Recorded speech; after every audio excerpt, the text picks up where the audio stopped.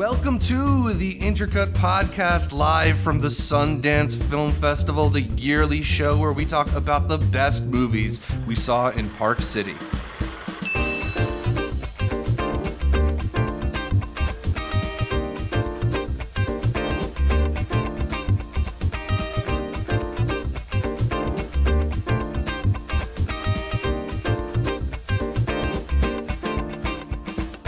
This year at Sundance, we envied the clothes in Bravo, Burkina, admired the moves in Cassandro and Joyland, and then cried over relationships we never had in past lives. Also premiering were the best performances from Tiana Taylor in Harlem, Alden still rolling solo, a grandpa doing GTA, and Jonathan going major. As always, I am your co-host, Zachary Shevich, and joining me, working on his deltoids, it's Arturo Zurita. You never know when you're going to end up in the mountain resort, and you're going to have to climb yourself back I like up. that little, air drum roll. I'm making sure to not hit the table. I had a little air one right there, but it's been an exciting year. Yeah, an exciting year, and we have to always bring on Amanda, the Jedi, for our Sundance recaps. Welcome back. Thanks welcome for back having to Park. I mean, we've already done this once, so I don't need to welcome you, but how's it feel? How's it now that we're getting to the end of our Sundance adventure? Last day of the festival. It's good. It's always been a good time. This one's been a little bit of a weird layout because the press stuff capped out halfway through the fest, but it kind of opened up a lot of opportunities to watch some screeners together as a group, get some work done. Which has been fantastic. It's been really nice. We didn't get to do the hybrid last year. No. This is a true hybrid. Yeah. And I wish we're here to stay. I think a lot of the intercuties have seen a lot of the stuff at home. Mm-hmm. We were seeing people log the stuff and we were like, where are y'all here? When did you see this at the Echoes? Because we found out that if you paid for screenings, you got the Q&As. That we didn't. So there were some people who were talking about seeing this Q&A. Better experiences at home than we did. So it was awesome. We asked the intercuties on our YouTube in a poll whether or not they would be catching Sundance films, and 4% did say they'll be here in Utah watching movies. So there's some of y'all who have been at the festival attending stuff. There's another 22% who said they'll be watching online. So a lot of you hopefully have caught some of the best stuff from the festival. We're going to be talking about a lot of our favorites here in our recap of the dramatic films of Sundance. We decided to divide the gigantic program into 3 separate videos. 101 movies. I think 106 by the end of it with the additions. It's a lot, and we got through a decent chunk of it. We did. What was your 2? I think. Well, what was your final count, Amanda? Do you know? Of this cat? Oh, of everything? Of everything in total. I think I finally... Hang on. I'm Gotta open up the letterbox list. I gotta open up the letterbox list. Here we go. 1, I know that I got... Okay, 2. I'm at 43. Nice! Which is good. It's less than I've had in years past, but I saw a lot less bad things this year, so I was... Quality has been pretty consistent at this year's Sundance. Yeah. I'm up to 58. We got a couple more links, so maybe I can get to 60. Yeah, we still have some of them are expiring. Yeah, hopefully there's some that'll still be available. There'll be shorts. Yeah, I had the full midnight category. I just need to run, rabbit, run. I go to click the link, it's gone. No. Yep. The only one you're missing to shut out a category? One. Oh. And it's not even... Well, we'll save the review. Maybe we should get into some of those reviews because we... Oh, I actually didn't ask Art because he always has the bit high number out of all of us. I don't even know. We'll find out together. Let's figure this out as a collective. We have ranked our favorite drama films, and sometimes it's hard to figure out exactly which category everything will go in. So if you're not seeing a movie in the rundown that we've included in the timeline, time codes down below, it's probably because the movie we decided is more of a genre film, or it's one of the documentary films. That's how we're dividing our coverage. Or the PR team ignored us. This is the more serious-minded, the more emotional, the more maybe potential Oscar player category of what we've seen at Sundance. And we're mixing up some U.S. drama, some world films, some movie premieres, films that are already in the hands of studios like A24 or Focus Features and stuff like that, and will probably be accessible relatively soon. So we're excited to talk about a lot of these, maybe a little less excited to talk about some of those, but we'll save those to the end. Should we kick things off with Past Lives? Let's go off the top. Yeah, Past Lives, which is probably the biggest hit out of the festival in terms of people responding to it emotionally, people saying that this is going to be one of their favorite films from the festival. It is the debut from director Celine Song. It tells the story of Nora and Hae-sung, two deeply connected childhood friends who are separated when Nora's family emigrates from South Korea, and what happens when they reunite nearly 20 years later. Amanda, Arturo, you both got into the world premiere of this one. Yes, sir. I saw my waitlist number and decided And you could have got in. You could have got in. I made a mistake because this seems to be the one that everybody really responded to emotionally. Amanda, what did you respond to in past lives? It's one of those things, like the core story just feels like something that's been done so many times before, but it's executed in a way that you've probably never seen. And it's an incredibly personal story. You're watching it and you're like, this was your life. Like, you lived through this, but it's not in a way that feels bad, because so often people get caught into weird things where that actually makes the movie worse when they're trying to make it so they're trying to build themselves up. Yeah. But this was just a very honest movie, a very unique take on it, really driven by like the three central characters, not just the two, but like there's a third character that it packs a gut punch in every moment. I thought it was gorgeous. It was just stunning. There's so much can be said between some of these characters just with looks. Yeah. They don't even have to be saying words. Mm-hmm. Those are people who have relationships. Yeah. Although when they do say words, sometimes those words hit really hard. Yes, that too. There's a couple lines in there that I think are going to haunt me forever. Yes. And just the emotional resonance of some of them. It's a movie that feels super lived in. Even just some of the period details too, because this is a film that sort of takes place across 3 different periods of time, and I'm just transported back by like those early Skype calls and the blue iTunes logo and little details like that. That was a good thing that we had this year, was a lot of internet calls or FaceTime calls being done in very creative ways. This doesn't do anything too fancy like some other movies. Yet it's a huge chunk of the film when it comes to two characters reuniting. That's how you know it's a really good script. That's how you know when it's really good performances. And that's how you know that this man right here was stealing milk from a cow not too long ago. Stole my heart in this movie, dude. John Magaro was fantastic in this film. Like Amanda was saying, they're playing versions of themselves. Yeah. Well, as soon as this comes out, just hearing them describe their characters, they're really just describing a version of themselves, I think showcases why the movie's so good. It's a standout in every which way. Zach, I don't know what your rating ended up being, or all of us collectively. 4.5. I think all of us did, right? Yeah, I'm logging it right there. And I kept contemplating, is it a 5? 5. I feel like I need a second watch. Yeah. To know. So it's one of those where it's a 4.5, I think, from all of us. Yeah. Leaning towards a 5. Yeah. It is hands down, I think, the best of the fest. And it's not even close. It's not close. At least in terms of the narratives, I think it's like the far and away standout of the dramatic films. Absolutely. It's, it feels very early to talk about this, considering that we still have this year's Oscars to get through, but it's probably going to be a big player at next year's Oscars. Easily. It's such a well-articulated script and such a beautifully directed story. Yeah. I'd also love to see not just John Magaro, but Greta Lee and Teo Yu, who are both so good. Greta particularly just breaks my heart in this film. I just think it's going to be one of the standout films of this year, and I'm excited for more people to catch it. Yeah, cinematography. Oh my God. On film. It makes New York already looks great. Yeah. Damn, did it make New York look awesome. So, yeah, there's a lot to root for in this one. Yeah. So, Past Lives, I think pretty easily the front runner from all of us in terms of what we enjoyed the most. For sure. Let's move on to another one that was highly discussed and might even find itself in the Oscars discussion as well by this time next year. Magazine Dreams, the film directed by Elijah Bynum, which follows a black amateur bodybuilder who's played by a jacked Jonathan Majors as he struggles to find human connection and become the man he dreams of being. This is a really interesting film that has a lot of shades of other really popular films in it. Yes. I think we all came out with different film comparisons from Whiplash to Taxi Driver to Eminem's Stand. There was a question at the Q&A about how it was similar to The Shawshank Redemption, and he wasn't wrong. It wasn't one of those bad audience questions. He was on some. Yeah. Art, you caught this later than us, and I think you really responded to it. What were your thoughts? I waited to see it at the best theater that they have at Sundance, which is the Ray. And it was fantastic. It was a packed house. They weren't there, so I didn't get to see either of them, but he killed it. I think it's probably my favorite performance of the festival.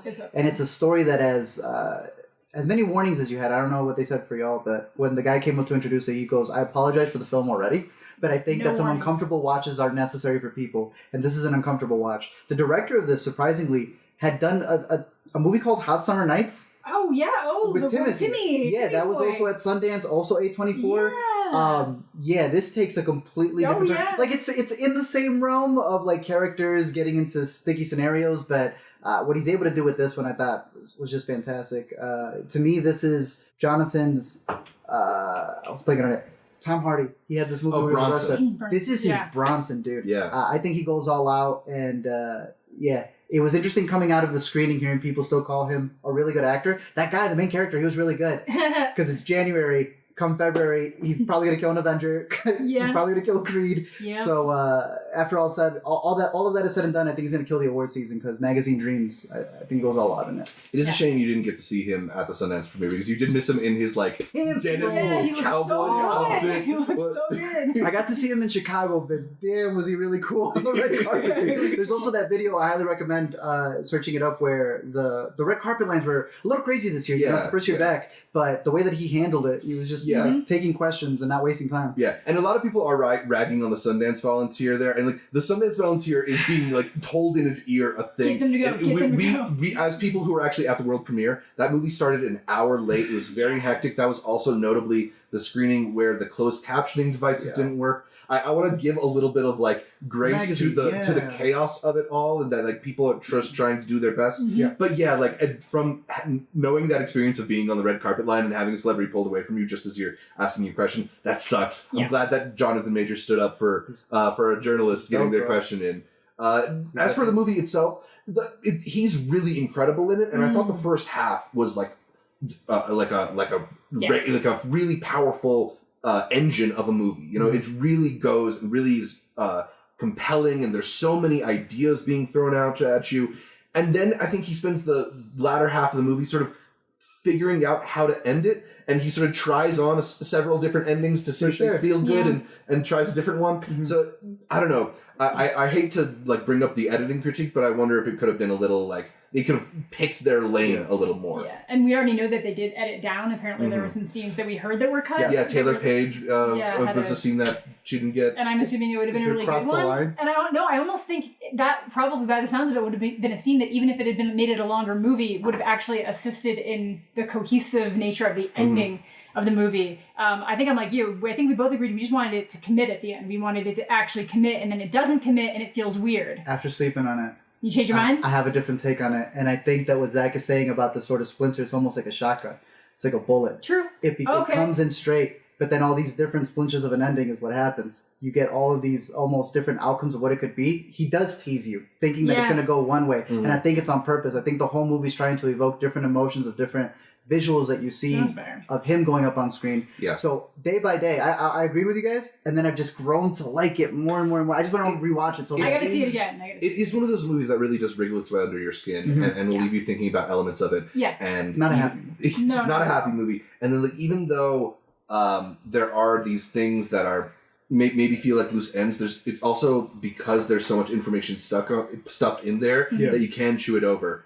And also we were talking about like there's a pretty literal Taxi Driver homage, and if you know about the ending of Taxi Driver, there's a lot of ways to take that ending and then interpolate it on top of this movie. Yep. There's a lot to take away from this movie, and if you want to dive into it, I think you'll really like it. Yeah, for sure. Yeah. But no. Shout out the director. Shout out Jonathan Majors. He's also EP on it, which I think is a really cool thing for him. Moving up with that. Harriet Sansom Harris was really good in a tiny role in this movie. Haley Bennett. I'm always happy to see in different things. She's so good in this, like the discomfort on her face settling in. I'm like, oh. Fantastic. This is also going to be the first of our many like strange jury awards, because this one won the U.S. Dramatic Special Jury Award for creative vision. They were creative with it. Yeah. They were. Yeah. I stand by it. It's a really good movie. All right, let's talk a little bit about a movie that got shortlisted for Best International Feature at the Oscars, although it did not make the final 5, and I believe Arturo, if he had his way... I wanted it! Let's talk about Joyland, about a married man from Pakistan who secretly joins an erotic dance theater where he becomes the assistant to a transgender starlet. A really compelling film that had about 50 different film production logos in front of it. It's one of those international movies that's a super co-production. Yeah. Does not reflect the quality of the movie in any way because it is a really standout film. Art, what did you respond to in Joyland? All of it. This is a movie where I think it has one of the best ensembles of this Sundance, where everyone's firing on all cylinders. It's this family that's just trying to hang on, and as the patriarch tries to like invoke some things into his son and what he's supposed to do, you don't realize that he's kind of caught in that same cycle. And it's really a story of a lot of people caught in these different cycles that if they would have been allowed to do what they were already doing instead of changing things on them, it would have worked a lot better. But this is one where we left the theater and everybody had a different favorite performer. Mm-hmm. Everyone had a different person who they thought was the main character. And to me, out of the ones that were there, my standout was easily one of the characters who played the wife, Rasti Farouk. She killed it in this movie. Yeah. The whole cast is really good, but like, she was fantastic. It is one of those movies that even though you kind of enter it through the eyes, I believe, of that married man, Mm-hmm. you end up having these moments with all these different characters and seeing a little bit of depth to so many different people, and that they're not just these kind of like surface level ideas, that there's a vulnerability and like maybe a bit of hypocrisy to a lot of them. It is a fascinating movie, partially because of its cultural context, but partially because it's just a really well-observed character study. Beautiful shot. Amanda, we saw this one up at the Egyptian, one of the iconic Sundance theaters. Yes. What did you think about it? I loved it. This is one I've unintentionally missed twice at 2 different festivals, so I had to catch it here. Yeah. So glad I was at the Egyptian. I almost feel like it's very interesting in that by the end, you almost feel like that central character feels the least developed in some ways, and you do feel like the ones around him are the ones that you get more of the spotlight on.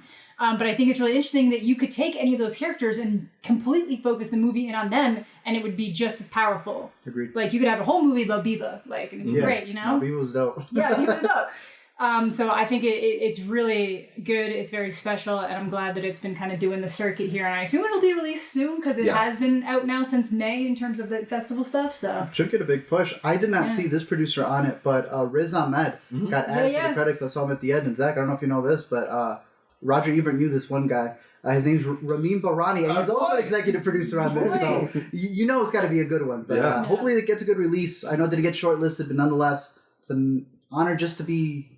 Well, it got shortlisted, but it's an honor just to be shortlisted. Yeah. Even if it's not a nomination. I mean, even if that means it's among the Academy's 15 favorite international films. There's still a high distinction in its own right. One of the favorites off of the Spotlight category. Yeah, and maybe it'll do better in our Intercut Awards. Right? Oh. Yeah. I'll have something to say about that. All right, well, as long as we're talking about awards and award winners... Go for it. 1001, the winner of the U.S. Grand Jury Prize for U.S. Dramatic, basically the biggest award that Sundance gives out, the one that has gone to films like Coda, films like Cha-Cha Real Smooth, films like Whiplash, like a lot of the iconic films that have come out of Sundance have won that award. Now it's being bestowed upon this film from director A.V. Rockwell. It's a drama about Inez, a strong-willed woman recently released from prison who kidnaps her young son Terry from foster care to build a life together. Really emotional film, really well acted. Amanda, what did you think about 1001? I thought it was really good. I thought there was like really strong performances. I loved there was like a lot of nuance, just how people treat them, and you can see certain things coming before they do, like when they send people in to like help fix the apartment and stuff. Yeah, like you know where that's going. There's like some subtle build up before it. There's a story of gentrification sort of running underneath the story of the people in the story. Yeah, and then it's just this woman who's trying to provide the best life she can for the son, to provide him with a better life than she would have had. Yep. And it just packs a lot of different emotional wallops, and there's that growing pains of like the kid not necessarily wanting to do what would on paper be the best choice for him, and then her not knowing how to deal with it and kind of lashing out at times, but it's because she cares and loves him. There's so much depth to all of the performances there, so I really enjoyed it. All right, what did you think about it? Tiana Taylor killed it, dude. Yeah. So she's a musician. She's been in music videos. She's done some roles in the past, but I think incredible dancer. Yeah, here to be able to lead a movie and it be such a standout, I think is a fantastic turn for her. We were talking about the score for this movie also being freaking insane. Yes. Yeah, I think there's so many elements of the production that could be easily ignored that are on point, that they bring you into the world, but we all really responded to Gary Gunn's score. Yes. It's fantastic. It is excellent. So it gets you bobbing your head, but it fits the moment. He'll suddenly bring in like a little bit of like hi-hat on top of it, and it's like, oh, now it's a little more smooth. And, it's a movie that's working in all cylinders. Circling back to the Tiana Taylor performance, I think it's the kind of performance that feels so naturalistic that'd be easy to think like, oh, she's just kind of doing her. And it's not. There's so much more to it. There's so much depth to the emotions. When it does need to get to that place that feels like the big monologue moment, she really kills it. If anything, man, she was mopping the other actor in the scene. That was probably the worst part of that scene. Yeah, no, she brought everything to it. You said the score, the costumes, the cinematography by Eric Yu as well. Another one that makes New York look fantastic. It's got all the little details down because it's taking place through the 90s and the 2000s. Just the Newports popping out. We need a Risborough campaign for her for next year. Calling it now. But one of the best ones, rightfully. Yeah, super good. Deserves the win. Yeah, I mean, I think we'll talk about the rest of the U.S. dramatic section, but I think the films that stood out to us were a little bit more of the comedic side rather than the dramatic side. And this is the one drama in that category that I think really hit. Really hit it. Sure. Really was Made great. Our overall top 5, so that's dope. Absolutely. Not necessarily a mixed one here. Mixed one. Everyone's top 5, but one that was the big sale of the festival. Netflix's top 5 of the festival at the very least. Woo. Fair Play. Yes, sir. The film directed by Chloe Domont. About a young, recently engaged couple who work together at a financial company and find it increasingly difficult to keep their relationship a secret from the firm when one of them gets a sudden promotion. Somebody early on in the process called this an erotic thriller, and then everybody else spent the next week saying, this is an erotic thriller. Yeah, and I think before the festival even hit, people were like, it looks like it's going to be like a more serious 50 Shades of Grey, but this like... You look at it and like, no, they're both employed at the same place and they're at the same level. This is so far different than completely different. And it's certainly not erotic. I feel like it's one of those things. It starts with a sexual act, which is consensual, but like that doesn't make something erotic. Like American Pie is not erotic. There are sex scenes in it. I don't think that makes it an erotic thriller. That's exactly it. It is a thriller of like workplace dynamics, sexual dynamics. Domestic dynamics? Just it's a very interesting thing in that someone can seem very progressive and forward in certain ways, but like little things can happen that just infect your brain, and it just it's that escalation as this thing gets planted in someone's brain and they just keep going and going and going and going to like super extreme lengths. I really liked it, but I feel like I'm a little bit more like receptive to this kind of content because I cover a lot of things that are adjacent to this. But I really thought the performances were great between the two leads. I do like that, early on we're following one of them through their daily routine, and then later when like the dynamic shifts, you have to go through the other person doing that same routine and how miserable they are in comparison. I really like that dynamic. It does really get to there are moments that are almost too tense to watch. Yeah. Like you get moments that you kind of want to be like, ugh. I don't even mean the end, which is very hard to watch. I just mean like as it's building, you're just kind of like, oh my God, what's going to happen? Oh no, It's definitely a film that pushes on your like social discomfort buttons. Yeah. Like this person shouldn't be doing this around these people. Yeah. Kind of thing. And it's like, it almost goes too far. And for some people it probably does, but I'm usually overly sensitive to that stuff. And I was like, it just hit it. It started bubbling at one point and then pulled it back down. It gets really close. There's an office scene that I was like, ooh, and then it's too much. Yeah. I like it a lot, though. I had a good time with it. You mentioned that there's sort of like a baton toss element in that, like you see one person's daily routine and then you see the next person's daily routine. And I think maybe part of my ultimate letdown with this movie is that like the latter half has a little bit less of that than the front half. I liked when the balance felt a little bit more there, and I think they lose that balance in the second half of the film. Fair. It's still like a very engaging movie. Yeah. It's still like a very watchable movie with good performances. I just think there's maybe not as much as I wanted below the surface of the film, and maybe that's also my false expectations after watching it post $20 million sale. The second biggest sale in the history of the festival. I saw the premiere. Right. So I not the premiere, the one after the day. Oh, I didn't. But I was the first one of this group. Yeah, there we go. To see it. So we'd already gotten like this initial buzz, and then I was already the person who was going to be the most into it. Yeah. So I tried. It was one of your most anticipated. Yeah, exactly. So I tried to taper expectations for people going into it, but I think just because you guys saw it after all of this build, it could only get you so far. Yeah. But I really liked it. Like, yeah, it's no past lives, but I'm really excited to revisit it. It's one that I'm going to talk about. It's going to be watched by probably more people than past lives. Yes, absolutely it is. But that doesn't mean anything. It got the Netflix deal so easily. But one of the reasons we feel it got the Netflix deal is because it's also coming from Rian Johnson, who's producing it with his company. If you want to really get like galaxy brained with it, it stars Phoebe Denver, who's one of the stars of Bridgerton. So it keeps talent in house and all potential like people watch Bridgerton, next watch Fair Play. Now we were arguing between these two. I haven't seen Bridgerton, right? This is the first time I've ever seen her. Same. But she was skipping in and out of that accent, like Zach was saying. To me, it's Alden's movie. Yeah, this man plays, like you were saying, a very machismo type of individual.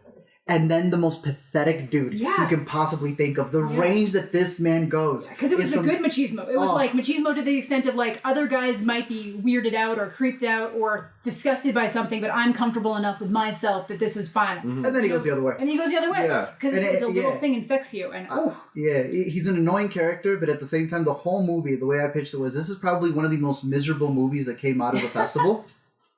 And I still give it 4 stars. I don't know if people want to sit through this and feel as uncomfortable because it feels like you're staying with a couple and they're arguing the entire time. Yeah. But you're at a movie theater. You want to leave. Yeah. I don't know if a lot of people will turn it off at home or if it being at home is going to give that Malcolm and Marie thing that people actually just vented to it and we're just seeing what's happening on screen. Because I think it's a really good script. Mm-hmm. I think if you look back on it, and I know Alina got to see it twice, so she picked up on certain things where the title of Fair Play really comes into play with the dynamics that they both have going on at work. Without spoiling too much, I think it's going to spark a lot of discussion. I think there's a reason Rian Johnson chose it. Yeah, I'm excited.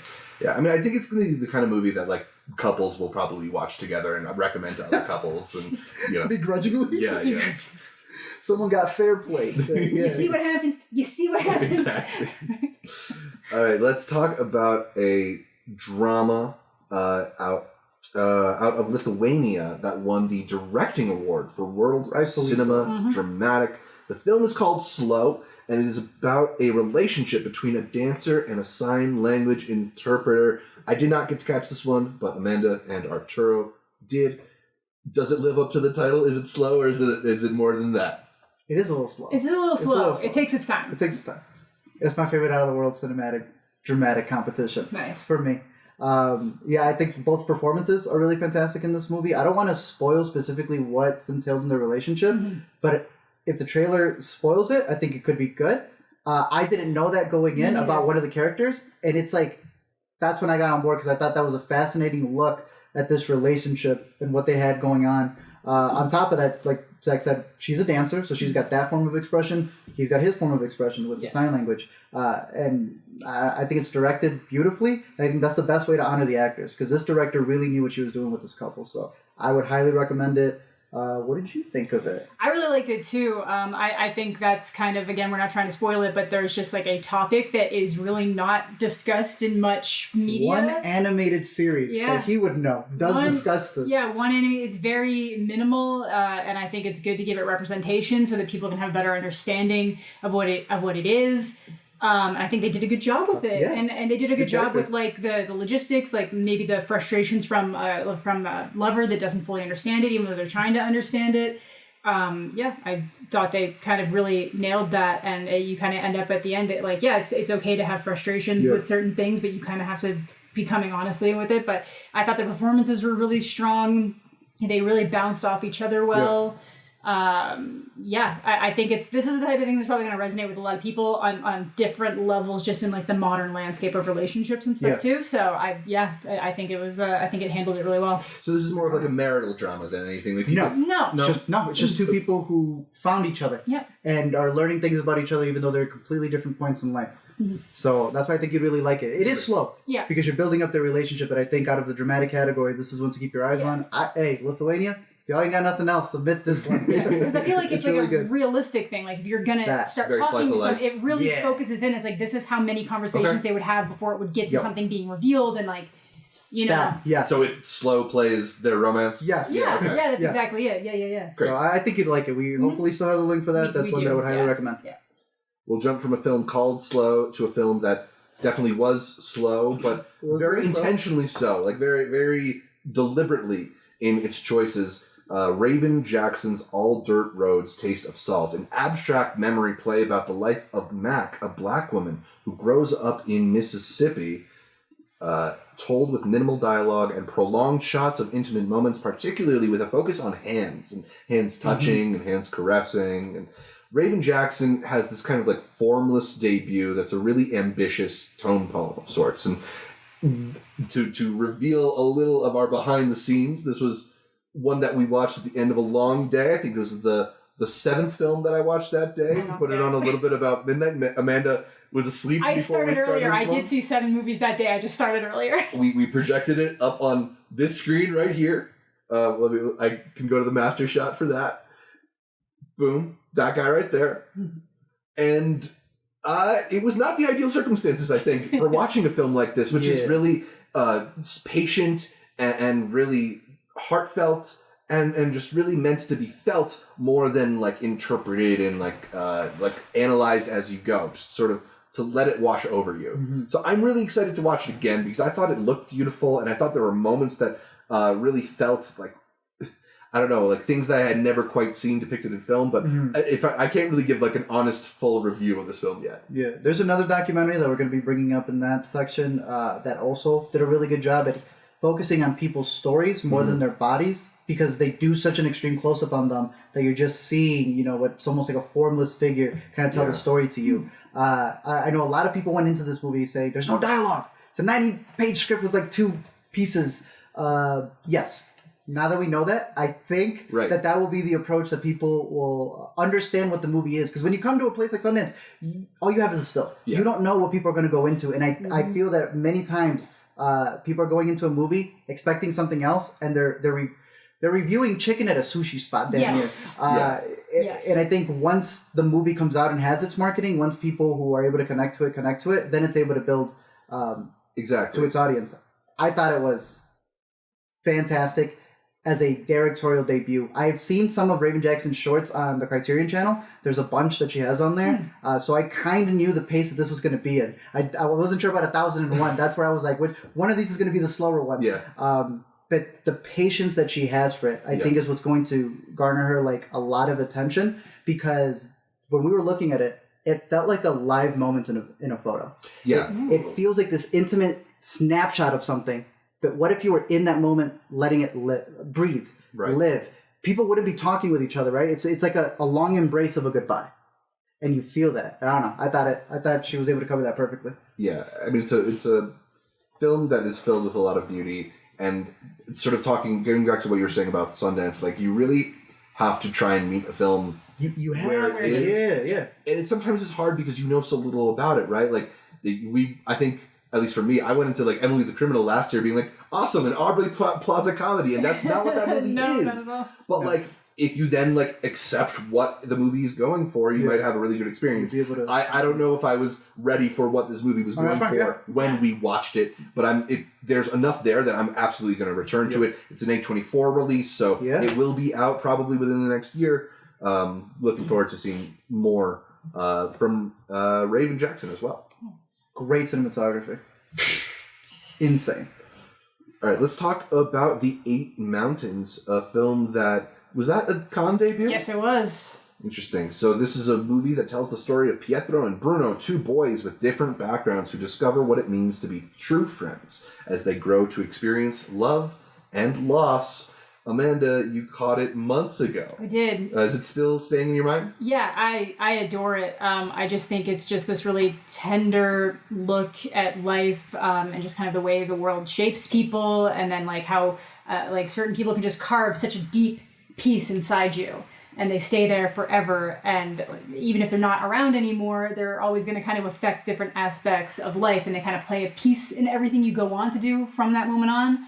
And this kind of does it from a couple angles. There's the central kind of dynamic between the two boys, but then the main character is more Pietro, and he has this whole thing with his dad. That there's like this huge thing that like the older he gets, the more he tries to kind of understand where his dad might have been coming from when they didn't have the best relationship. And I just think it's so beautiful. It's in every way. It's shot gorgeously. It just looks so good. And all the like the performances are fantastic. It is a slower one. It might be too slow for some people, but I just 2 hours. I just love being like enveloped into this world. Like the second I walked out, I ordered a book so that it would be waiting for me when I got home. Oh, nice. Yeah, and it's good. I like it. I liked it a lot. It really spoke to me. Art, you caught it here at Sundance. Dude, this guy made one of my favorite foreign films, which is The Broken Circle Breakdown. He freaking killed it. And then the actress from that also directed a movie this year, When It Melts. So we'll be talking about that later. But a lot of good stuff coming from this 2012 movie that I highly recommend. It's probably streaming somewhere on Tubi. It's free. No excuses. Catch it. I was highly anticipating this. Amanda hyped it up. I mean, she gave it a crazy score from Cannes. Yeah, dude, it's almost like a little Luca story telling, and these two boys who are trying to go their different ways as they grow up. But when it comes to cinematography, The Eight Mountains is a title that they wore on their sleeve. I just said that the other one was the best cinematography, but this is like right next to it. Dude, they do tracking dolly shots on mountain cliffs. Like they're skywalking. I don't know how to put it. It is a very intimate story. I don't like it as much as Broken Circle. Yeah, that one. But it's still a very solid pick. It's my second favorite from the spotlight, and I would recommend it. Hopefully now that it's the new year, it should be getting a good release. Exciting. All right, let's talk a little about experimental film from the lineup. Bravo, Burkina. Yes, sir. This one is about it's a fabulous story of a boy who flees his village and migrates to Italy, only to become haunted by memories of home. This one is written and directed, interestingly, by Wale Oyejide. Despite the fact that the film entirely takes place in Africa and Italy and in foreign languages, Wale is an American filmmaker. Although he immigrated from Africa, he spent time in Dubai growing up. He now lives in Philly, but decided to make this his debut film. But he's not his first time working in film. He's also the costume designer on Black Panther, which makes a lot of sense when you look at some of the images from this film. Because people are decked out. He's got this like red and yellow velvety looking robe on for most of the film. If you want to zoom in on the poster, you can see it. It looks so regal in that movie. I was showing Zach thumbnails, and 3 of them came from this movie. There's over the mask. There's a sick one where he's just like laying down. It's really good compositions. Yeah, Wale's clearly got a keen visual eye, and I'm kind of awestruck by this film, which feels like this very slight thing. It's only 64 minutes long. Love it. But it has this really like poetic feel to it. Yes. In that things are kind of a little bit abstract and based on feeling more than on like literal definitions of things. Yeah. The way that he goes from a boy to a man and goes back home. There's some like time travel-y elements to this too. It really does feel like a fable in a film. I was kind of blown away by this one, and I really want to see what else this guy's going to do. Yeah, no, for sure. Easily. I like how you got to Black Panther. The man also has stuff in museums. So it's like, what's Sundance? Yeah. Exactly. So he did music and then went to be, I think, a lawyer, and then was like, you know what, fashion, and you know what, make a film. Yeah. He's so interesting. He has one of the best, what's it called? They give out these little meet the artists that they do during the festival, and his breakdown was just like the most... Like my movie, don't like my movie. This is my story. The truth is out there. So I would highly recommend that. They're on YouTube. They have different Meet the Artists. The dude is just dripping with absolute style. So one of the standouts of the fest, I think, is even going to be one of our... technically, it's a feature film. He's not new, but to the feature film world, he would be an up-and-comer. For sure. He killed it absolutely. A person to keep an eye on, definitely. Let's move back to the U.S. with A Little Prayer, the newest film from filmmaker Angus McLaughlin, a guy who hasn't made a lot, but the films he has made are somewhat notable. Goodbye to All That, Abundant Acreage Available. He's the writer on Junebug, a film that I love from a little while ago that got Amy Adams her first Oscar nomination. Right. Little Prayer is a really low-key, interesting drama that follows an older man in the South who begins to suspect that his son has been having an affair.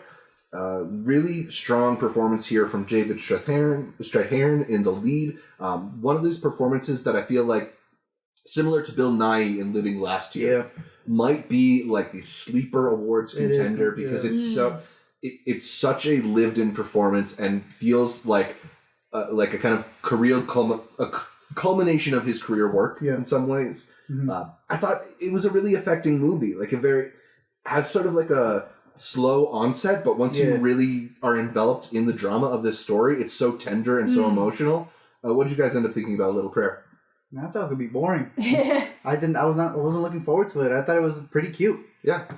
I like a lot of the performances, especially when he feels all the guilt about like him having pushed somebody else on, and he's worried like maybe I did something wrong to my son that caused him to go down this path. But then the way he tries to like correct exactly, it, almost becomes more of a problem. Yeah, it was a good back and forth, and then he's having conversations with other characters, and it's just off of looks. Like, do you know about the? You do know about this. It ended up being much better than I expected it. So A Little Prayer was low on my list. The best thing I could give it is that it ended up being bumped up into the top half of our dramatics. There you go. Liked A Little Prayer a lot. I think that's going to be one that we'll be talking about probably like as we start to get into the fall season. Like good cast with Jane Levy. I'm blanking on who played the other sister. Anna Camp. Oh, Anna Camp. That was Anna Camp? Anna Camp. Pitch Perfect? Yeah, of course.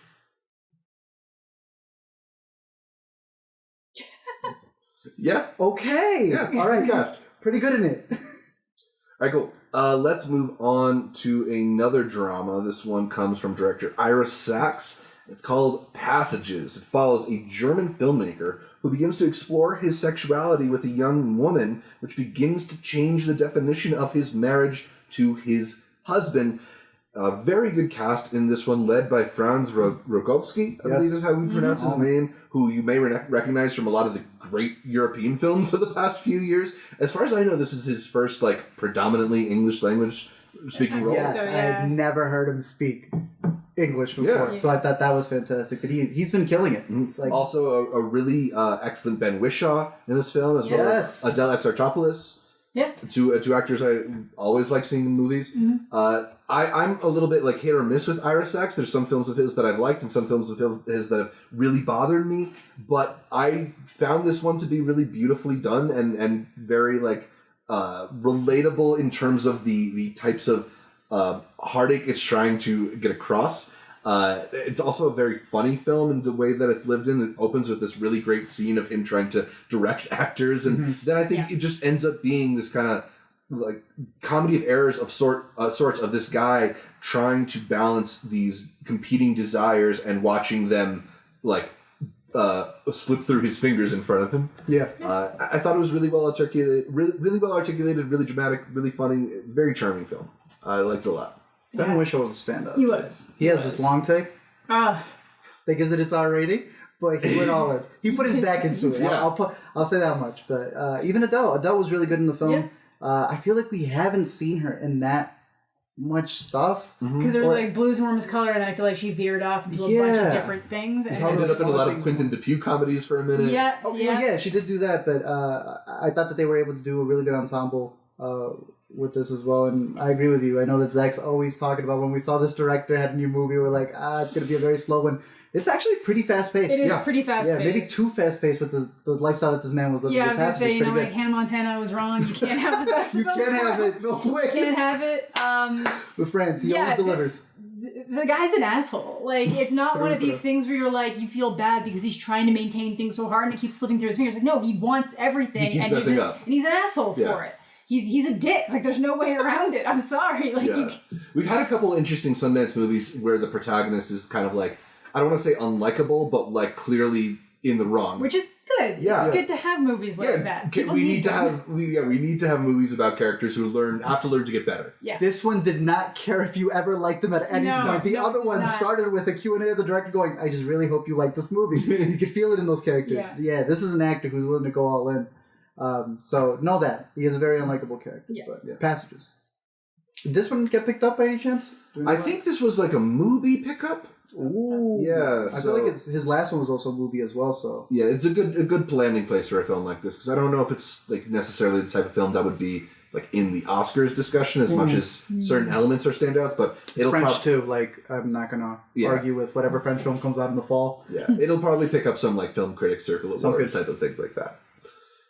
Let's go back to the U.S. dramatic section for Fancy Dance. Ooh. The film from director Erica Tremblay follows Jax, an indigenous woman who is living on a reservation in Oklahoma and is forced to take care of her niece Roki after her sister's sudden disappearance.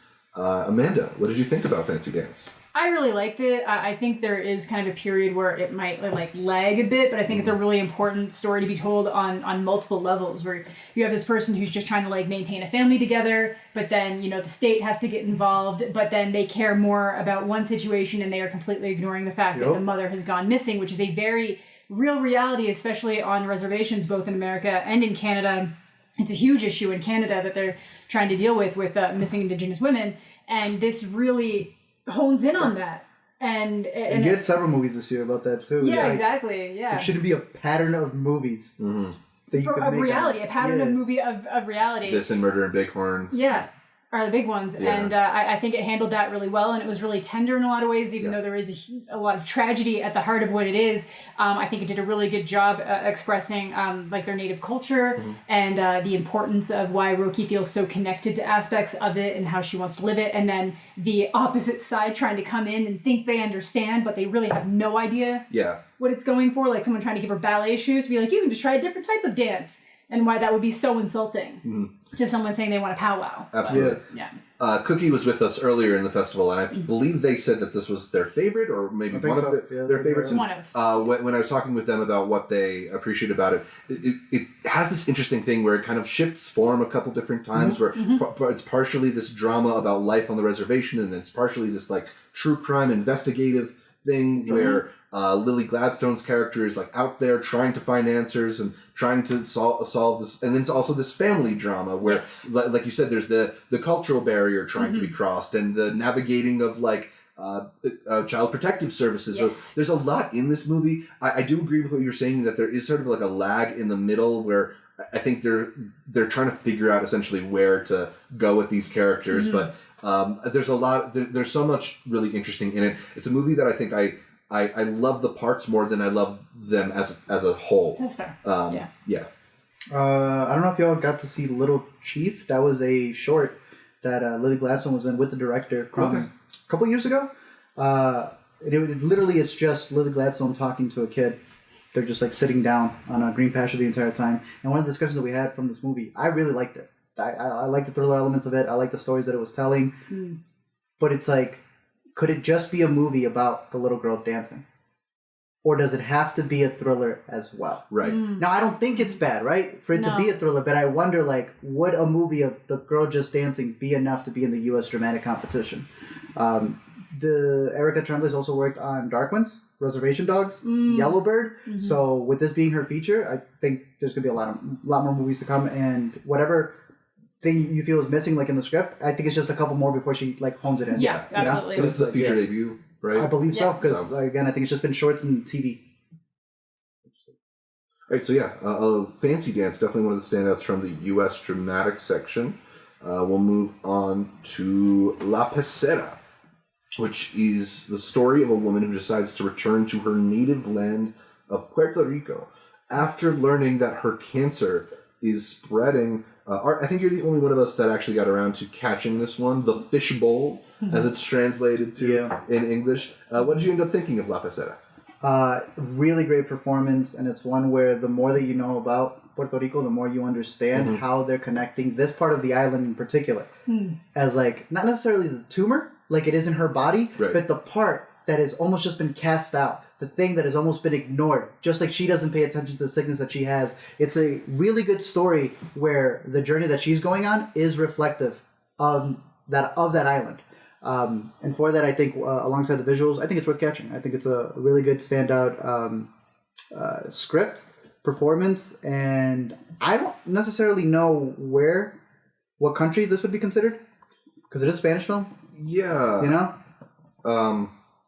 I don't know where it got its financing. Well, it's Puerto Rican, but it's also Spain. So I'm not sure how I would go up. But this is definitely one where I think that for the lead, I'd give her some awards recognition because the way that she's able to carry the character. There are some really disgusting scenes in this movie.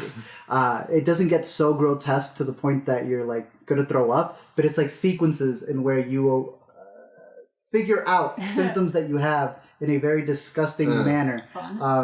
But yeah, I'd recommend this one, La Pecera. I'm keeping it as that. I think a lot of movies should keep that because there was another film from last year, La Huesera, that now has changed their name to The Bone Woman. And I'm like, if a big part of your movie is sticking to the identity of your country, then I think losing, like you were just saying with Fancy Dance, offering a different shoe that's not meant for the dance, offering a different name, when the whole point is that the U.S. kind of used Puerto Rico as its like just backyard for experiments, then I don't think it should be The Fishbowl. I think it should remain as its original title. But yeah, good movie. Recommend it. Cool.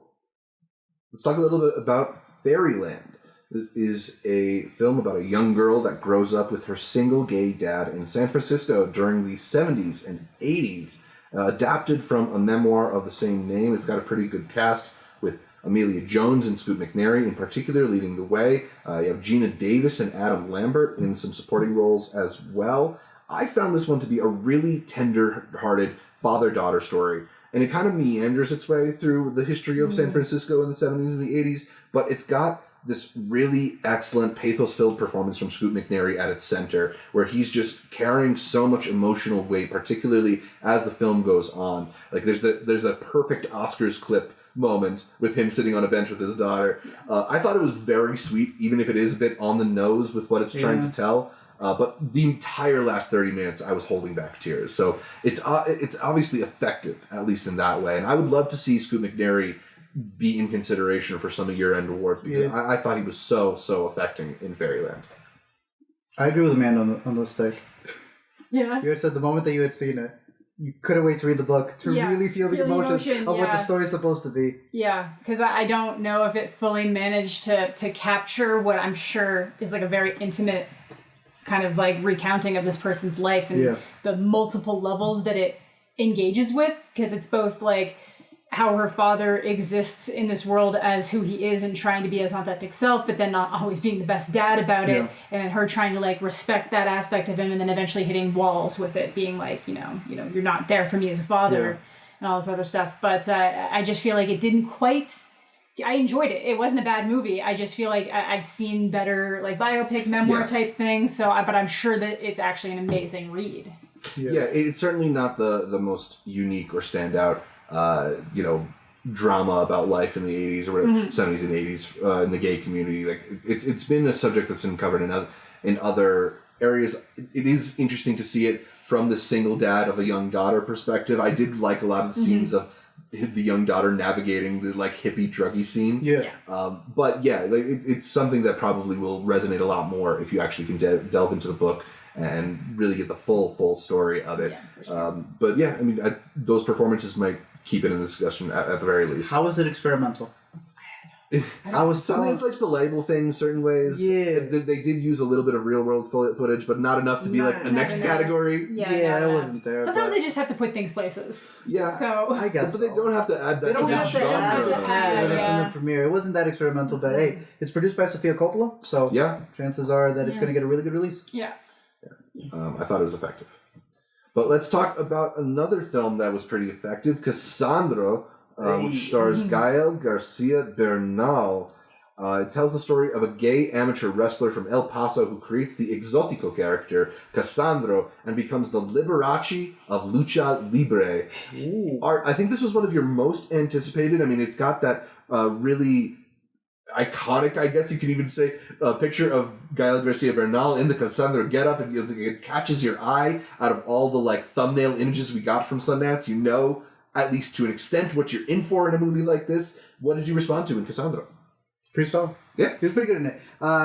Cassandro is, like you said, this really big wrestler who obviously would have a massive biopic to tell if you're going to go through all the nuances. This is kind of split between the director's story of what he went through with his family And then the story of Cassandro coming into his own to become a wrestler. So it's not the full story of Cassandro, but one day we'll learn about Cassandro. Gael, for the character he was playing in the movie, I thought he killed it. He killed it. He was so energetic in the movie, the way he's able to go from like just being completely embarrassed on the ring to then really owning up who he is. His relationship with his mom, the back and forth that they had.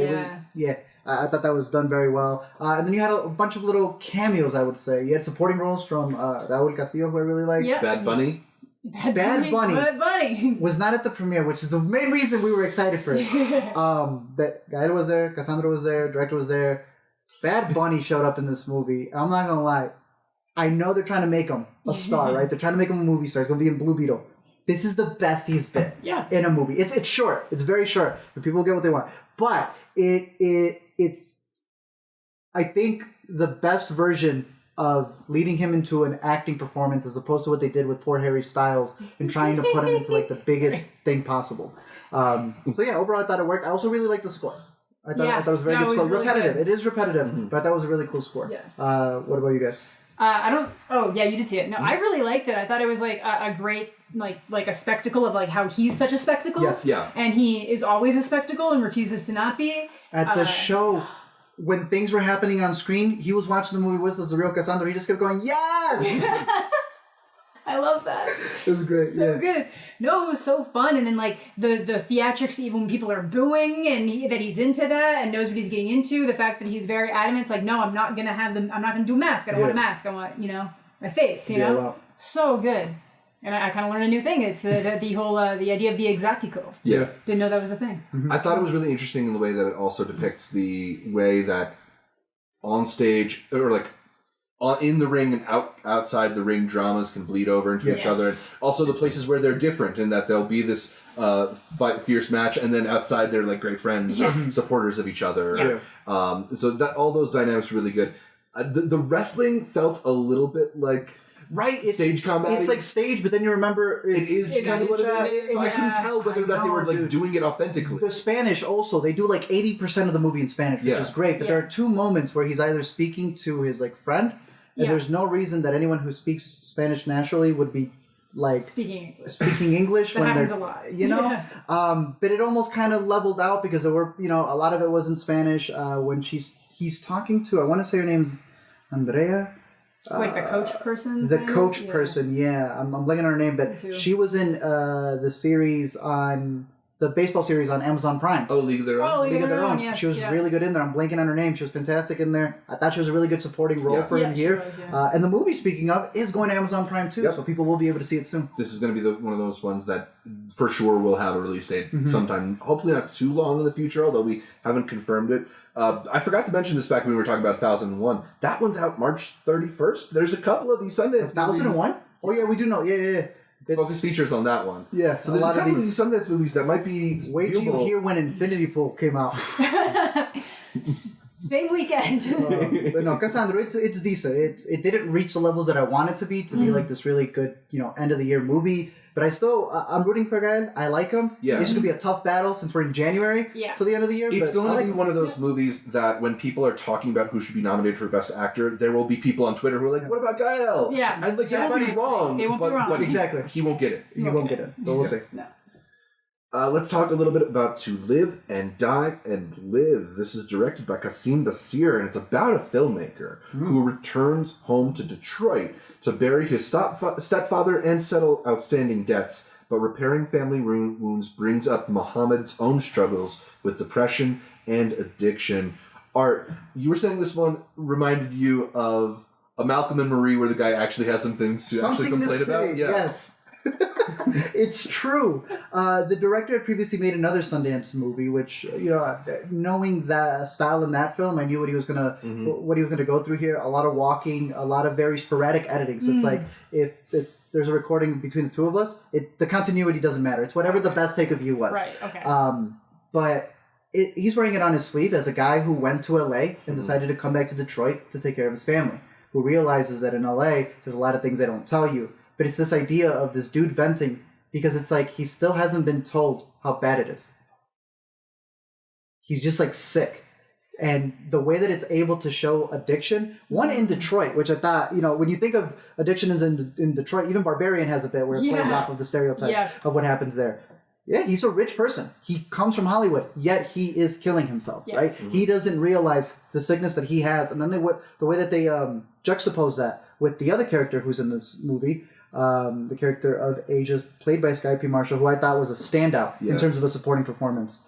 She has an illness, and the way that they reflect both his sickness and hers, I thought was beautiful. Does it get a little melodramatic at times? Yes, there is a point. That's why I said Malcolm Marie, where the guy's just going, family, I need to keep us together. Yeah. It's on my shoulders, damn near. But it's like you feel him being as cringy, authentic as possible in the best way. Okay. I like it better than his previous film, and I'd give it a rewatch. This did remind me a little bit of another film that we're going to talk about in our next video that deals with interpersonal family dramas, and that maybe they're a little bit too repetitive in terms of the things that they're after. That there are scenes that are really good, and then they'll repeat the ideas of those scenes again in less effective ways. Or tell it to you when it's like, now we were feeling it. Yeah, exactly. And there are moments here that I thought were really, really outstanding. Yeah. I don't know if it all sort of cohered for me, but I did find a lot of it to be really striking. There's a couple scenes in particular that are tense and dramatic, and I don't feel like I've seen that perspective. Yeah. So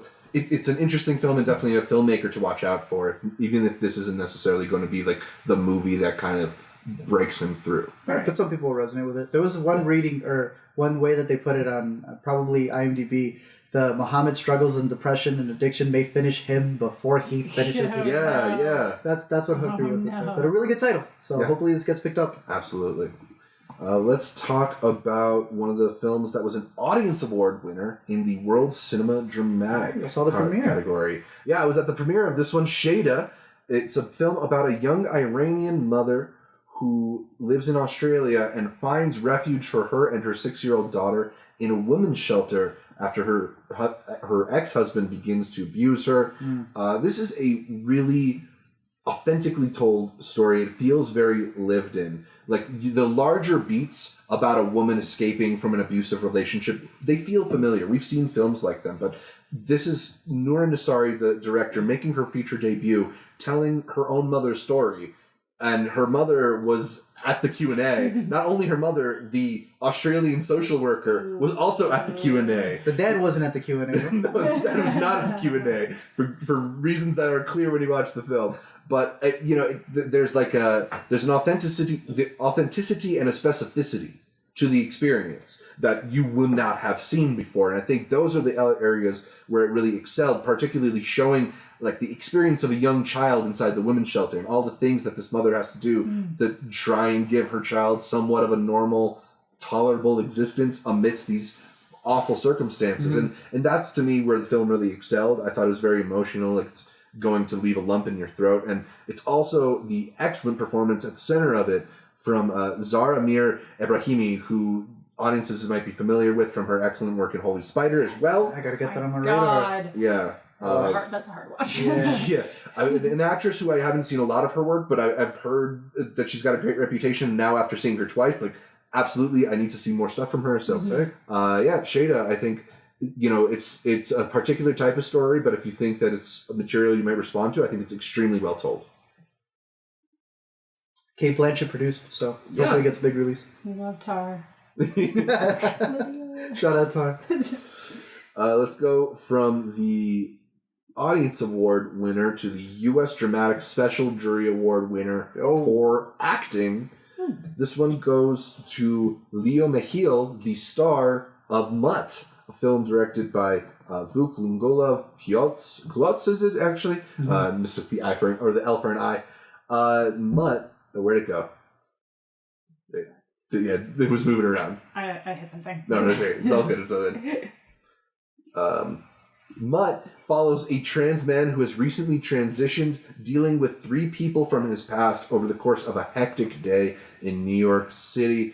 One of those all happens within 24 hours movies that you get the sense of like the escalating tension and frustration, and it feels very ground level. It's Leo Mejil's character is Fenya is like at his end, little in his pockets, less in his pockets as the film goes along, and just trying to scrape by. But there's like an authenticity with how the story is told, and also like an unmelodramaticness too. Because I don't know if I've seen a story like this from the perspective of a trans man that kind of doesn't make a gigantic deal of his being a trans man. It's obviously part of the experience, and also part of the experience in relating to the people around him, since his transition was somewhat recently. Yeah. But it's not like sensationalistic. I thought it was just very lived in. Yeah, especially because a lot of the relationships, it's a reintroduction. Yeah. That was like fascinating to see that. Yes. Yeah. No, I like that. It kind of, for me, breached into the area where I was like, that's almost too chaotic for me to enjoy it. I found myself being like, oh, we're going to focus on something else for a second. Yeah. But I did think it was really interesting. I think it looked at a lot of different interesting issues that often get brought up in relation to a lot of different trans people. But again, we don't see a lot of content from trans men. So that was really interesting and I enjoyed. But the whole idea of like, if you just wanted to date men, why wouldn't you have just stayed a woman? Like, what are you doing? And it's really important to just distinguish the fact that like gender is not sexuality. They're detached entirely. Yes. I don't think people always realize that. The people around him don't necessarily have all the right language or know how to deal with the changing circumstances, and that he sort of navigates them through it in a way that is also loving. It's not just about we don't understand each other. We're trying to, and we're maybe not there yet. There's exasperation, as you can expect. Yeah, but he never gives up. Yeah. He never gives up. Yes. And he won't baby people that shouldn't be being babied if it's a conversation that's happened multiple times. But he is willing to work through with the people that he cares about. Absolutely. Yeah. Yeah, a very lived-in story, and again, really well acted. Recommend Voog's shorts. They're all on Vimeo. Ooh. Welcome Back, Lenny and Riverport. Pretty solid shorts. Cool. All right. Not as chaotic. They're tense, but they're not as chaotic. That's what I mean. It hits points, and I was really surprised. Yeah, they were very loving, stories, and then Mutt. Nice. Let's move over to Drift, a film about Jacqueline, a young Liberian refugee who struggles to cope with her past while living penniless on a Greek island. This film stars Cynthia Erivo as Jacqueline, and she really carries the load for this film that I think left the character story a bit too ambiguous for me. I really enjoyed the dynamic between her kind of jittery, traumatized performance and Alia Shawkat, who also is in this film, who brings a really calm presence. They're really interesting opposite each other, but I felt like it could have gone deeper into their dynamic, deeper into her past, and had the film not been so withholding, maybe I would have appreciated it a little more. I still think it's an excellent performance from Cynthia Erivo, and she, just how she navigates her own trauma and how she's able to depict that makes the film very watchable. Yeah. Have you seen any of the director's previous stuff, Anthony Chan? No, so he had been in Sundance with some of his other stuff. Ilo, I think was the last film. And he's also had Wet Season. Those are two movies that have been on my radar for a minute. Yeah. So I already knew that he was going to be a little bit slow on that end. I think this is his first American film, though, or not American, but English language film, if I'm not mistaken. And it's based off of a book, so maybe the book has a little bit more in depth into what you're looking for, but. I thought she was pretty solid. There's obviously the big moment. I'm not sure if there's still of it yet, but it happens in a room with Aaliyah as she's venting about everything. And to me, Cynthia's a standout performer in everything she's in. Even if the story may not be as impacting, she's always able to do a good job in it. Absolutely. Let's talk about let's talk about Girl. Which is described as a love story between 24-year-old Grace and her 11-year-old daughter, Amma. I believe this one is set in the UK. Yes, sir. What did you think about it, Art? This was a selection out of the World Cinema Dramatic, in where you have someone who is pretty young, taking care of somebody else who's also pretty young. Yeah. So who's the title character? And I thought that was beautiful. It's two coming-of-age stories happening at the same time, and just the miscommunication, as we were saying, for other movies, where you have two people wanting what's best for each other, but they don't read that as love. They read it as animosity or who knows what, holding you back. But it's a beautiful story, and where the more you follow along with them and you see the tug and pull that they have, the closer you get to them. I think it was really good production design as well, and a great soundtrack. If I'm not mistaken, this is the one that had the ketchup song. I don't know how they cleared that, but shout out to them. Again, really beautiful cinematography as well. And I believe this is also based off something else. I may be mistaken, but I believe it is a directorial debut for the director as well. So I'm looking forward to see what they have next, because I thought it was a really good script, good performances. But as the actors and the directors continue to work on more stuff, I can see them making some bigger hits in the future. Excellent. All right, let's talk about The Accidental Getaway Driver, which won the U.S. Dramatic Directing Award. Went to Sing J. Lee, the director of this film. It's about an elderly Vietnamese cab driver who gets taken hostage at gunpoint during a routine pickup by 3 recently escaped Orange County convicts.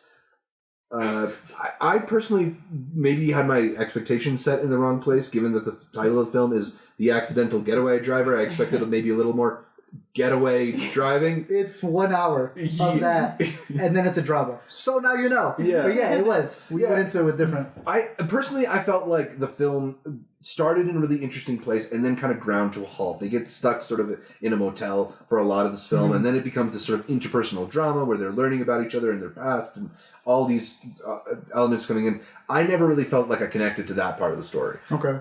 So to me, it was kind of like one half of something I was with and one half where I was kind of waiting for them to get on with it. Well, that's one of the reasons I want to revisit it, because I wasn't ready for that second half to just be a huge just halt. There are other movies too. I don't know if we'll cover it here. It's probably a horror movie. Some world dramatic films where you're like, yo, this is going to be crazy revenge movie. And then it's not. Yeah. And it's like, okay, I didn't get what I wanted. But did we get something? Was I paying attention to what you were trying to tell me? It's a really good performance from the lead. Besides the direction, which I had better ones for directing, but the production design, as you said, being in a hotel, being in the car, like they do a lot with it. There was one point where I looked up and I said, where is this taking place again? Right. They were like, no, it's LA, but they make it look so foggy and grimy. It's one of those interesting things where it's mostly in a foreign language despite being in America. Yeah. But that's sick. Yeah, and it's real too. It's pretty dope. Very real. It said it was based off of a true story too. Now that I'm going back to it, it said based off real events. Yeah. I don't know about that, but I hope everyone's all right. Yeah, I don't know. Maybe there's something there. I wasn't responding to that one as much, but movies for everybody at Sundance, right? Truly. Yeah. Let's move on to The Starling Girl. This is a film about a teenager who begins a relationship with a married youth pastor. Amanda, I know you caught this one. What did you think about it? I thought it was pretty good. I don't think it got quite as intense as I was kind of expecting it to based on the title. And then it is one of those things that it starts going in a really satisfying direction after being very frustrating. And then I think it mostly ends a little bit frustrating. You know what I mean? I know exactly what you mean. Yeah, because it's like you're almost there. We're going to do this. Yeah, you had it. And it had some really nice moments. Basically, general premise, this girl, young person, it's a very fundamental church. It's like the kind of place that's like they have a dance troupe and someone's like, oh, there's going to be too much drumming in that very religious song for the elders. They're not going to like that. It's just to give you the idea. But she kind of becomes enamored with the pastor's son who's been working at the church, kind of doing the gardening. But then they're trying to set her up with the younger brother as like the courtship to go in. So there's this very interesting dynamic. And it kind of turns into this thing where this older guy likes the attention that this young girl is giving him and how it makes him feel. And it kind of goes about as well as you can imagine from that point on. And it kind of does, it addresses a lot of interesting things about how people are treated differently, women in churches versus men in churches, and like the responsibility of woman versus a man. Leeway you can give, Is that really kind of like, because I think we've seen films about like age gap relationships and like predatorial relationships, but there is sort of that aspect to like the church and the religious communities. It's that's sort of where it's unique. Remember Power Lines from last year? Yeah. Power Lines with a little bit of Christianity from the right. Yeah, because very specifically who ends up getting blamed type thing and but where. It's solid. Eliza Scalen's good in it. I like the director. She's done a couple of shorts, and this is kind of like the feature-length version of those shorts as well. I thought it was a bit long. It was a little bit long, and it's not to bash it in any way, but it's like a story like you said, it's a story we've seen before where you're like, oh, this is the lesson she should have learned. Yeah, and while watching this film, at any point did you see Jimmy Simpson and not think that's Jimmy Simpson? No, the entire time I'm thinking it's just Jimmy Simpson. Yeah, no, my but she's like pretending it's his dad or something. Yeah, I know. See, he's in this movie that I love called Debs. Mm-hmm. And every time I see him, I'm like, it's that guy! Yeah, I'm gonna have to check that out. McBoyle. It's McBoyle. Love it so much. The music was also supposed to be done by the lead singer of Lord Hero, if y'all are fans of them. Oh, yeah. So they worked on the music in some capacity, but they are not credited yet. That was just in the press notes. So yeah, I feel like that didn't really stand out. It did not stand out. So, but I just figured for the if it helps Jimmy's song stood out more than that. If it interests somebody, there is that as well. Yeah. All right, we got one last film that we want to get into in the dramatic section. Let's talk about Eileen, the story of an unhappy young woman who works at a prison in the 1960s when she becomes infatuated with her new co-worker that pulls her into a crime. I felt like the pitch going around for this movie that it's like Anne Hathaway's Carol. I don't know if that's exactly what it lived up to. No. Hell no. No. There was movies that we've been talking about at Sundance that have a crazy last act turn. This one is the craziest. This is the craziest. It goes into it.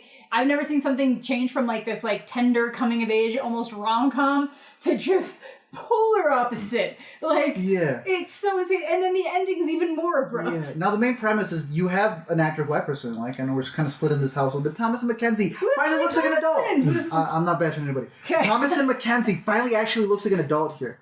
And she actually brings something to the table where it's the most awkward, She's weird. So awkward. She's over-sexual. She doesn't really know what she wants. But we've had a couple of movies where you're internally following these female characters trying to have a longing for, a touch or just attention in some way. It's uncomfortable, but the first half was solid. Yeah. It was getting into something. And then it gets into something else. And that's the best I could put to it. I picked up the book. I was like, I gotta see if Otessa's doing something else here that we're missing, or if for it's those who don't like way. Thomas and Mackenzie, that Boston accent was trash. It's bad. It's bad. You get it's I'm the just most. trying to defend my girl. No, she slips in. You'll catch some New Zealand in there. She'll say certain words, and it's. It was winter though. It was Black Ice on the Floor. Sometimes you slip and your accent comes out. No, it's a weird one. It's certainly not my favorite Thomas and Mackenzie performance by any stretch of the imagination. She needs a trilogy now of Thomas and Mackenzie obsessing over a blonde. Yeah. We need one of those. Shea Wingham as her dad, I thought did a pretty decent job. Yeah, that was he really was pretty good. I know that's a big part in the book. And just shout out Owen Teague because I've now memorized his name because he's in another movie that we'll be talking about. Yep. Where he was a standout character. So good for him being in a double up over here. Absolutely. Yeah, Eileen was one of my most anticipated, and I don't think it lived up to it. Biggest letdown? Honestly? It's yeah. And I still didn't hate it. We're let down that we just got let down. Yeah, so yeah. And you saw Bad Behavior. But I wasn't as anticipated for Bad Behavior. I was really I'm like, you're going to give me Thomas and Mackenzie and Anne Hathaway, and you're going to tell me that there's gay undertones? Like, of course I'm excited. I'm sorry. I was wondering why Bad Behavior wasn't on this list. So I scrolled to where it is in genre, and it's described as action, comedy, thriller. Now, it's one of the few movies I missed that y'all caught. And when I said, should I drop the 20 on this, y'all collectively said no. And that's the one thing I think everyone agreed upon. But yeah, it is a mixture. And when I asked Alina, I'm like, which one is it? She said she still couldn't tell me. Y'all were telling me there were sequences in this movie I never thought were supposed to be in this movie. I don't know, it's like whiny lady movie. I'll catch it one. We'll get to Bad Behavior in the next video, I guess, for some reason. That's the last full review we got in our drama section. I don't know if we want to quickly just mention, like, we didn't fully get around to Radical. I did. You saw I watched all of Radical. So what did you think about Radical? I liked Radical quite a bit. I don't think it's doing anything particularly special. It is based off a real story. It's going to give you notes of, like, freedom writers. Yeah. It is, like, It's Eugenio Derbez playing a teacher in Mexico in, like, a corrupt, violent area of Mexico where he inspires the kids with radical teaching methods. Yeah, which is just letting them learn things that they're interested in versus like teaching for the test. This one did win the Festival Favorite Award. It was nice. It's an audience hit. Yeah, it is really nice. It's like it's a good solid story. It's heartwarming. I started looking into it because it's a real story, and like there's one kid in that movie that I feel like they have set up for failure because I don't think I've seen anything of it recently. But it was like something with like the next Steve Jobs. And I'm like, you can't do that to a kid. Yeah. You cannot do that to a kid. That's messed up. I think we all kind of we're hesitant to like jump on this one because it does feel like a film that we've seen 1,000 times before. It feels like it's going to come out in March. But you know what the thing about those 1,000 films like it we've seen before? They're all pretty good. Yeah. And it was. Yeah. That's when you told me, you're like, it's like Freedom Riders, and I'm like, damn, it's that good. No, I'm watching that while they're watching Mary and Paul. So you have a much better experience. We still have a link to it, so we might interject ourselves here if we see it, but no, that was pretty good. Yeah. There was another one I got to see halfway through. I think we may have a link for it because they were really cool about it. Yeah. And I pitched it to them as being like, do you know the parable of the... And then I instantly, you didn't even have to finish it. Yeah, and I'll just leave it there, but this is the movie we were talking about that comes from the actress who was in Broken Circle Breakdown. Yeah. Verla Bartons. What is it's been decent, but again, gotta finish it because these Sundance movies, that last act can take you different places. True. It also is the World Cinema Dramatic Special Jury Award winner for Best Performance. For who? I don't know. I think the girl. Somebody there. Yeah. Okay, interesting. All right, gonna check that out. Yeah, because it does do it in different timelines. She's young and then she's older, so I'm curious about that. We have Young, Wild, and Free as well, which is about a high school senior whose life gets turned upside down after he's robbed at gunpoint by the girl of his dreams. Amanda, you caught that one too. I did. That one is, it's got so much potential. It's just one of those ones that there's a lot of ideas, they don't come together well, and it's like, it does a thing that you're like, well, that actually makes no sense in context of what we watched today. You kind of failed at your premise at what you're going for because you've had something happen so many times that there is no way that what you're telling me happened could have happened. But it does have a lot of, it's a young boy struggling. His mom has some mental health issues. He's trying to like hold it together to keep his siblings, fed and not lose the house. So it is really interesting, a lot of areas, but then it like swings for a fence and I don't think it goes as well as they thought it was going to when making the film, but yeah. So Algie Smith is good. I like him, and I'm rooting for Sierra Capri from On My Block, but I have Young, Wild, and Free on my radar too. And one other one that maybe we'll just throw in a mention of, even though none of us saw it, is Earth Mama. This was one of the films that got added a little bit later in the fest, and they didn't add any digital screenings of it, so it was a little harder for us to fit it into our schedules. Yeah. But this one is an A24 film already, so there's a lot of people, that's all you need. That's admission to the door. The people who I know who saw this one pretty much liked it. Cool. It wasn't one of the standouts for most people, but the story of a young mother with 2 children in foster care, like people responded to it, thought it was emotional, thought it was good. So we'll keep that one on our radar as well. Yeah. But yeah, that is most of the drama films that played at this year's Sundance Film Festival, Sundance 2023. Mm-hmm. Not a whole lot here that we outright disliked. True. Some that was a little off, but even Eileen, I'm like, I'll watch it again. What's your score on Eileen? What's your score on Eileen? 3, maybe a 3.5. Come on, dude, a 3? Like we're not dipping that low. Yeah, and honestly, it's like it's so campy that it's kind we in a lot of ways. Yeah, so we messed up because we weren't playing a drinking game going into it. Yeah, I saw the premiere and I would have been going. So. Yeah. So we'll be back with more of our Sundance 2023 recap and maybe some games or something later in this recap. But we're going to get into the genre movies next, which I think has most of the films that people are really excited for and that people should be really excited for. So we'll be back on the next edition of the Intercut podcast. Stay tuned, and until next time, who's got an infinity pool quote? We don't have quotes from these movies. I could say, maybe this is a past life. That's probably my quote of this section. That's so good. Oh, all right. We'll be back.